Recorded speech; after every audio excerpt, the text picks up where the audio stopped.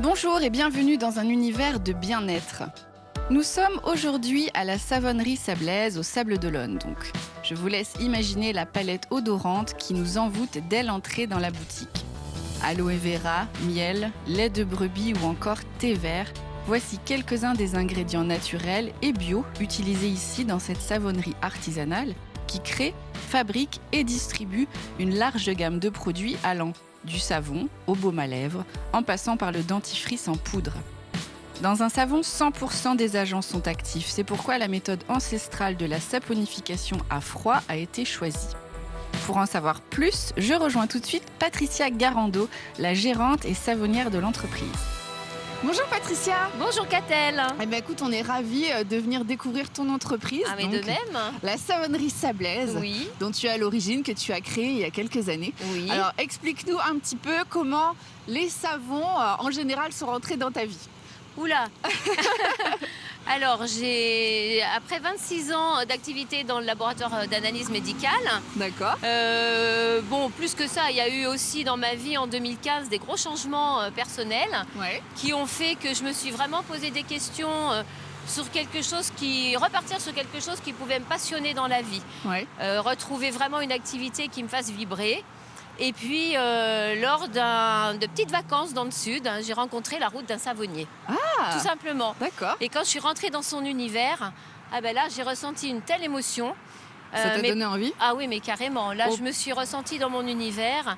J'ai toujours aimé, quand j'ai fait mes études de laborantine, je voulais continuer dans le domaine des plantes. J'en ai pas eu l'opportunité. Voilà, je reviens aux sources, puisque les savons, c'est des huiles, donc des plantes. Beaucoup de recherche, beaucoup de créativité. Et donc ça, c'était en quelle année alors? Cette découverte et cette rencontre? La découverte, fin 2015-2016. D'accord, ok. Et donc toi, t'habitais déjà au Sables d'Olonne? Ah oui, je suis sablaise d'origine, j'habitais au Sable, et donc, bien sûr. Tu t'es dit, ok, ça me plaît, mais au point, je veux dire, de se dire, ok, je vais lancer mon entreprise. Tu aurais très bien pu commencer par faire des savons chez toi et ça serait resté ça. Alors finalement. j'ai commencé par faire ça déjà pour tester et voir tout ce que ça pouvait apporter comme bienfait. Et puis, oui, ça a été très vite une évidence. J'ai fait une étude de marché pour savoir sur le secteur s'il y avait des savons. Il ne devait pas y en avoir beaucoup à l'époque. Non, il y en a beaucoup plus depuis. Il y a une très bonne savonnerie sur les herbiers qui existe toujours, mais il n'y en avait pas. Et du coup, alors c'était pas du tout tendance, les cosmétiques en 2015-2016, les cosmétiques naturels n'étaient pas du tout tendance, mais je sentais le frémissement de la part des gens d'avoir envie de retrouver des bons produits. Un peu marre de se retrouver avec des problèmes de peau, des allergies, de l'eczéma, et je me suis dit, il y a quand même quelque chose à faire là-dessus. Et puis voilà, c'est vrai que de là, tout a démarré. La petite graine a commencé à germer dans le cerveau. Et puis après, ça a été que s'amplifier. Après, tu t'es formée et après, tu as lancé cette marque. Alors après toute l'année 2016, j'ai suivi des stages pour apprendre à monter des dossiers cosmétiques. Parce que c'est pas simple. C'est complexe. Pour commencer à travailler sur plusieurs formules. Donc j'ai travaillé sur une dizaine de formules. Et puis début 2017, la savonnerie Sablaise a vraiment été déposée officiellement. Et voilà, l'aventure a vraiment démarré avec 10 formules au départ. Ça a commencé chez moi dans mon petit labo, ça a continué à la Chaume et ensuite il a fallu trouver un local un peu plus grand. On est venu ici en 2020, juste avant le confinement. On a fait les travaux, on a fermé. Vous avez eu du temps pour vous organiser avant de repartir. C'était un peu compliqué quand même, c'était un peu dur. Mais on a fait du click and collect. Puis voilà, puis après depuis ça a bien évolué. Et ça n'arrête pas. Écoute, je te suis, on a hâte de découvrir tes savons et ta production. Ok,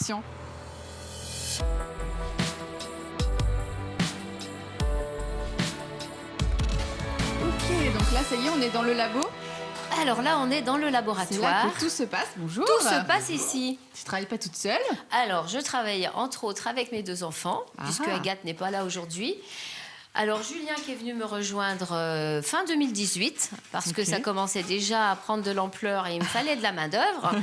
Et Anthony qui est venu nous rejoindre en 2021, qui s'occupe de la partie plutôt développement. Et Julien, il nous fait 95% de la production. D'accord. Mais bon, il met la main à la pâte aussi. Tout le monde met la main à la pâte. Tout le monde fait un petit peu tout, j'imagine. Voilà, parce qu'une fois que les savons sortent de zone de cure, il faut les tamponner, il faut les emballer, il faut les étiqueter, les alloter. Et puis après, c'est tout un suivi. Donc tout le monde met la main à la pâte, c'est le cas de le dire. Hein. Le savonnier fait quand même, lui, je lui donne un petit coup de main de temps en temps quand il y a vraiment une grosse production à faire. Mais autrement, oui, on est quand même rendu à transformer, enfin à fabriquer 30 000 produits par an. Quand même. Alors donc il y a du travail. Explique-nous. Donc ici, dans ta savonnerie, tu utilises la méthode qui est quand même ancestrale de la saponification à froid pour tous les bienfaits qu'elle procure. Alors explique-nous un petit peu en quoi ça consiste. Alors, la saponification à froid, c'est là, pour moi, la seule technique de fabrication de savon qui permette de garder une chose qui est très importante déjà dans le pain de savon. C'est vrai que la base est importante, hein, donc le fait de faire sa saponification de A à Z, c'est important parce qu'on a le choix des ingrédients, des huiles qu'on veut saponifier. Donc ici déjà, on ne part que sur des huiles bio. Première pression à froid. La première pression d'une huile étant toute la qualité de la plante qui va couler dedans. Et aussi des beurres bruts bio non raffinés parce qu'ils ont des propriétés dites insaponifiables, qui ne seront pas transformées en savon, donc qui vont être hydratantes. Qui vont garder toutes leurs vertus, tous leurs bienfaits. Exactement. Le fait de ne pas chauffer, comme indique le nom, saponification à froid, une fois que le pain de savon est coulé, 48 heures plus tard, on va le couper et on va le faire sécher, ce qu'on appelle en zone de cure, pendant plusieurs semaines. Entre 4 et 8 semaines en fonction des huiles qu'on a travaillées. Ça, c'est très important parce que ça veut dire que si on a utilisé des ingrédients de haute qualité, on va pouvoir en garder un maximum de propriétés. Et là, c'est génial parce que moi, je fais ça aussi, c'est pour pouvoir avoir des propriétés un peu médicinales. Et ça, c'est très intéressant. Mais avant tout, dans un savon saponifié à froid, l'important, c'est la glycérine qui va être conservée en totalité. Et la glycérine, c'est très bon pour la peau puisque c'est un agent qui va se redéposer sur la peau et restaurer ce film protecteur que la molécule de savon vient de retirer. Donc la glycérine, c'est une propriété en gros qui apparaît dans le process de saponification. Tout à fait. Voilà. En fait, quand on met la soude, là, cette fois-ci. Exactement. Quand on met la soude dans les huiles, on a une réaction chimique qui s'appelle la saponification. Et on nous a rabâché les oreilles avec ça en chimie. Rien ne se perd, rien ne se crée. Tout se transforme. Il n'y a plus de soude, il n'y a plus d'huile, il y a des molécules de savon et de la glycérine. La molécule de savon, c'est une base qui va être lavante, mais décapante. Elle retire ce film de protection qu'on a sur la peau, cette barrière protectrice qui est vraiment importante. Donc, on se retrouve avec une peau à nu, sèche, décapée, qui tiraille. On va avoir des réactions après, parce que la peau n'a plus de protection du tout. La glycérine, elle, qui est présente entre 8 et 10% dans un savon saponifié à froid, va se redéposer sur la peau et restaurer ce film protecteur. Terminer la peau sèche, terminer la peau qui démange. Je comprends. Et alors là, qu'est-ce qu'il est en train de faire, Julien? Explique-nous. Alors là, Julien, la soude a été mise. Il a donc la réaction de saponification a déjà commencé. Il a séparé sa pâte à savon neutre dans plusieurs béchères. On va ajouter du charbon végétal, de la poudre de Nîmes, de l'argile bleue. Parce que là, dans ce savon, c'est le savon lavandin, on veut lui apporter des propriétés antibactériennes.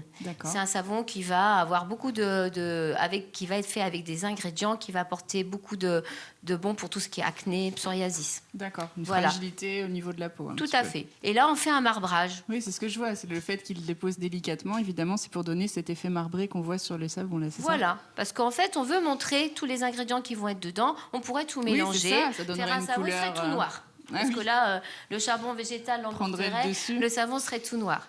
Waouh, c'est beau! Donc là, il va faire ça jusqu'à épuisement de ses béchères, jusqu'à ce qu'il n'en ait plus. Mais il va quand même conserver un petit peu dans chaque pot parce que ce pot-là, on va faire ce qu'on appelle un marbrage in the pot. On va après verser le pot dans le moule. Recouvert d'un qu'on voit là-bas, le moule en bois alimentaire. Voilà. Et puis après, il va garder un petit peu de chaque couleur pour faire ce qu'on appelle le marbrage superficiel. Parfait. Bah, écoute, on les laisse travailler et puis on va aller discuter un petit peu ensemble de tout ce que tu nous montres dans la boutique, ok? Exactement.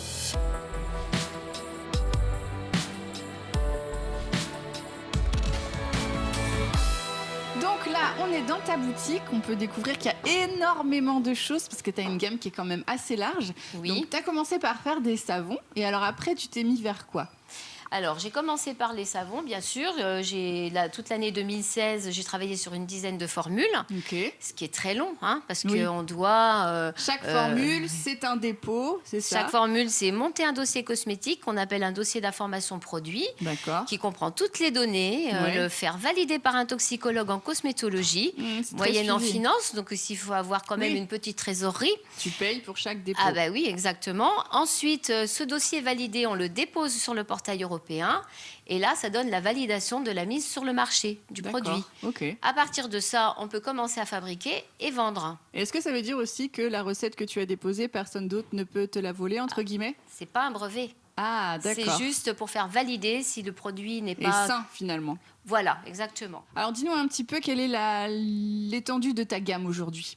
Alors, la gamme aujourd'hui, elle s'est bien développée parce qu'il y a une 60aine de formules de déposer. Il va y avoir une 20aine de savons, sans huile essentielle, avec huile essentielle. On soulève les cloches, on sent là où l'odeur est captée. Je me suis inspirée un peu du système des bougies. Aux agrumes, celui-ci. Voilà, les agrumes. On a développé 6 shampoings solides. Shampoing sec en poudre, des baumes pour cheveux. Là, c'est la zone un peu capillaire. D'accord. Et puis, sur cette étagère, on va avoir toutes les synergies d'huile, les sérums huileux pour le visage, le cou, le décolleté. Dans la deuxième étagère, on a tout ce qui est baume pour le corps, déodorant, baume à lèvres, baume pour le corps. Et sur la dernière étagère, ça va être un petit peu la zone un peu traitante, des synergies d'huile décongestionnantes, raffermissantes, un petit baume, le baume chaumois, qui est un baume un petit peu le petit frère du baume du tigre. D'accord. Avec des huiles analgésiques, douleurs musculaires, articulaires. Du dentifrice en poudre. Et puis, on a une petite étagère de rayons ménagers.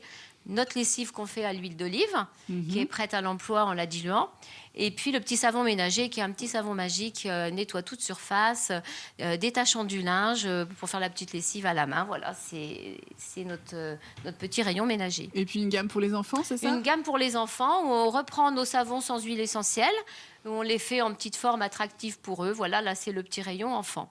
C'est un métier passion. Ah oui, il faut. Il faut, c'est un métier passion parce que c'est un métier qui prend énormément d'énergie, énormément de temps, de par toutes les procédures qu'il y a autour.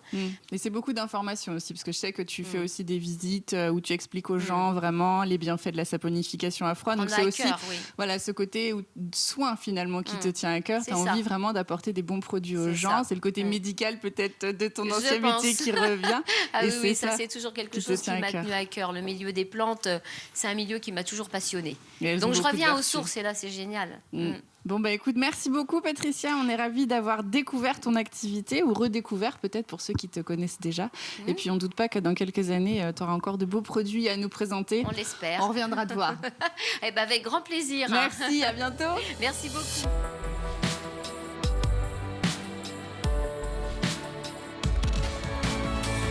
Maintenant que la saponification à froid n'a plus de secret pour vous, vous vous demandez peut-être si le savon que vous utilisez est sain et bon pour la santé. Pour cela, je vous invite à apprendre à lire les étiquettes. Vous aurez notamment beaucoup d'informations sur le site de la Savonnerie Sablaise dans l'onglet « Ingrédients à éviter ». Assurez-vous que tous les ingrédients soient véritablement bons pour la santé et bons pour vous. Merci beaucoup, à la semaine prochaine pour un prochain Mageco.